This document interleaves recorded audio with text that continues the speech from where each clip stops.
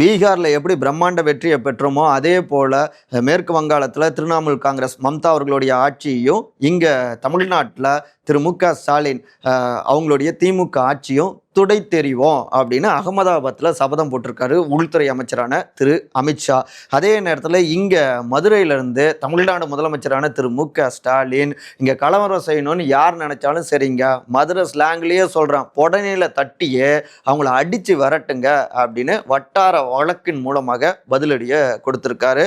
ஆனாலும் ரெண்டு தரப்பும் தமிழ்நாட்டில் 2024 ஆட்சியை பிடிக்கணும் அப்படின்னு பக்காவா ஸ்கெட்ச் போட்டு ஒர்க் பண்ணிட்டு இருக்காங்க. இப்போ அமித்ஷா அவர் எடுத்துக்கிட்டோம்னா கூட்டணியை வலுப்படுத்தணும், உதிரியா யாரும் இருந்துடக்கூடாது, மேலும் தாவேக்கா சைடும் யாரும் மூன்றாவது கூட்டணின்னு போயிடக்கூடாது.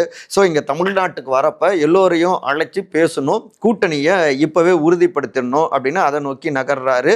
அது மட்டும் இல்லாமல் ஆன்மீக ரீதியாக இங்கே திமுக ஆட்சி மக்களுக்கு மக்களுக்கு எதிராக இருக்குது, ஆன்மீகத்துக்கு எதிராக அப்படின்னு அந்த அரசியலை தீவிரப்படுத்தணும். அப்புறம் தங்களுக்கு தோதா இருக்கக்கூடிய ஒரு 60 தொகுதிகளில் இறங்கி வேலை பார்க்கணும். உள்ளடி வேலைகள் இங்கே பாஜகவில் யார் செஞ்சுக்கிட்டா இருந்தாலும் சரி, இங்கே பார்த்தோம்னா இன்னமும் திரு நயினா நாகேந்திரன் திரு அண்ணாமலைன்னு 2 கோஷ்டிகளாக இருக்காங்க. அதெல்லாம் அப்படி இருக்கக்கூடாது அப்படின்னும் சில விஷயங்கள் பேசியிருக்காரு அமித்ஷா.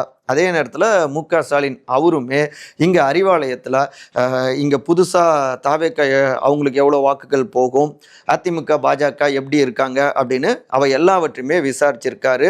கிட்டத்தட்ட தாவேக்காவுக்கு ஒரு 18 to 22% வாக்குகள் போக வாய்ப்பு இருக்குது. அதே நேரத்தில் அது பல்வேறு கட்சிகள், எல்லா கட்சிகளுடைய வாக்குகளும் தான் புதுசாக தாவேக்காவுக்கு போக இருக்குது. அப்படி பார்த்தோம்னா நமக்கு நம்ம திமுக சைட்லேருந்து ஒரு 6-7% தான் வாக்குகள் போக இருக்குது.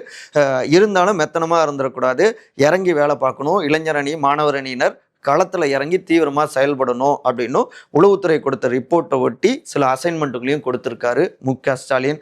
பக்காவா அமித்ஷாவும் மு க ஸ்டாலினும் திட்டம் போட்டிருக்காங்க. பார்ப்போம், இந்த முறை வார் நிறைய சுவாரஸ்யத்தோடு தான் இருக்கும் அப்படிங்கிறாங்க ரெண்டு சைட்லேயுமே.